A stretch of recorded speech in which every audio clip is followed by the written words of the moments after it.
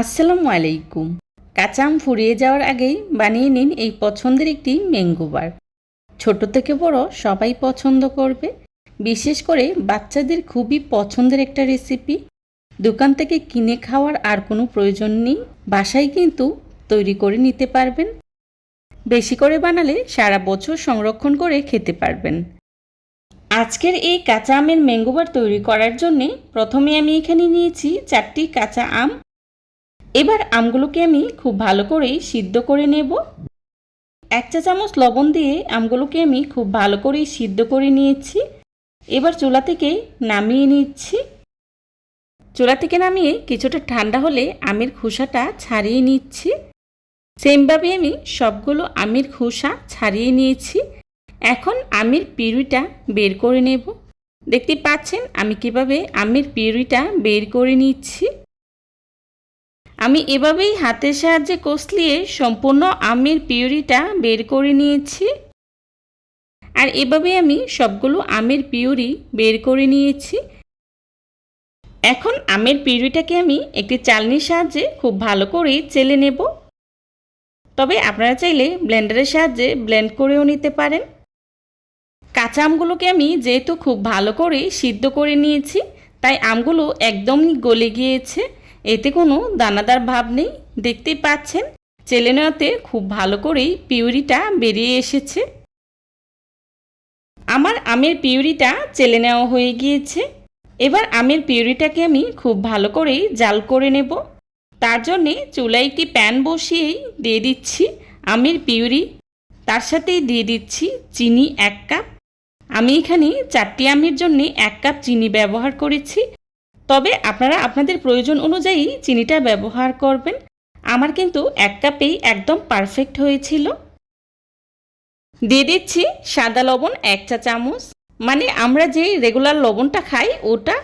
আর দিয়ে দিচ্ছি বিট লবণ 1 চা চামচ। এখন নেড়ে খুব ভালো করেই মিশিয়ে নিচ্ছি। মেশানো হয়ে গেলেই দিয়ে দিচ্ছি গ্রিন ফুড কালার। আমি এখানে সুন্দর একটা কালার আসার জন্যে ফুড কালারটা ব্যবহার করেছি।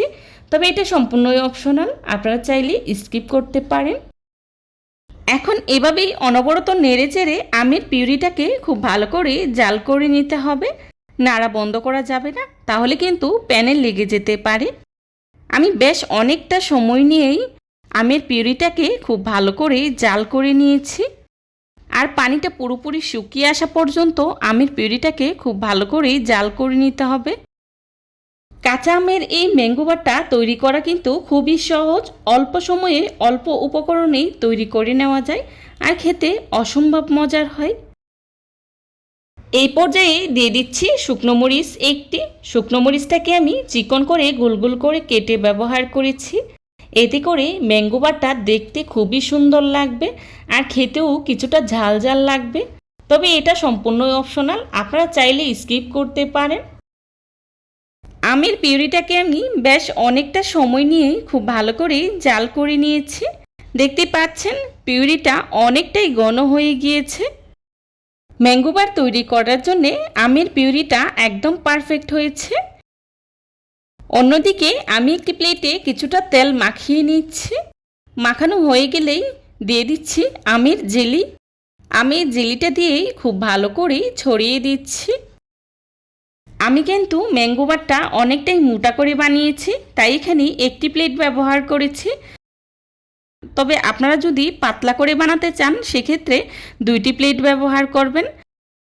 এখন একটি পাচুলার সাহায্যে এভাবে করে 4-5টা সমান করে খুব ভালো করে ছড়িয়ে দিচ্ছি। দেখতে পাচ্ছেন আমি কিভাবে ম্যাঙ্গো বারটা তৈরি করে নিচ্ছি। এখন এই ম্যাঙ্গো বারটাকে আমি রোদে শুকিয়ে নেব। আমার এই ম্যাঙ্গো বারটা শুকাতে খুব একটা সময় লাগেনি, 2 থেকে 3 ঘন্টার মতো সময় লেগেছিল। কারণ আমি যেদিন বানিয়েছিলাম সেদিন প্রচুর রোদ উঠেছিল, তাই 2 থেকে 3 ঘন্টার মধ্যেই এটা পুরো হয়ে গিয়েছিল।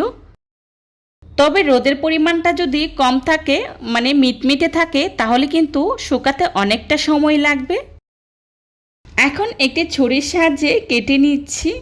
দেখে নিশ্চয়ই বুঝতে পারছেন ম্যাঙ্গো বারটা কতটা পারফেক্ট হয়েছে। আমার রেসিপিটা ফলো করে আপনারাও যদি বাসায় ট্রাই করেন তাহলে আপনাদের ম্যাঙ্গো বারও কিন্তু একদম পারফেক্ট হবে। চেষ্টা করেছি খুবই সহজভাবে আজকের এই রেসিপিটি আপনাদের সাথে শেয়ার করার জন্য। আশা করছি আমার আজকের এই রেসিপিটি আপনাদের কাছে খুবই ভালো লাগবে। যদি ভালো লেগে থাকে তাহলে অবশ্যই লাইক কমেন্ট শেয়ার করতে ভুলবেন না।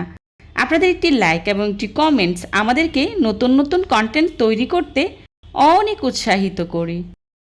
আমি আমার পছন্দ অনুযায়ী কেটে ম্যাঙ্গো বারগুলোকে একটি সার্ভিং ডিশে সার্ভ করে নিয়েছি।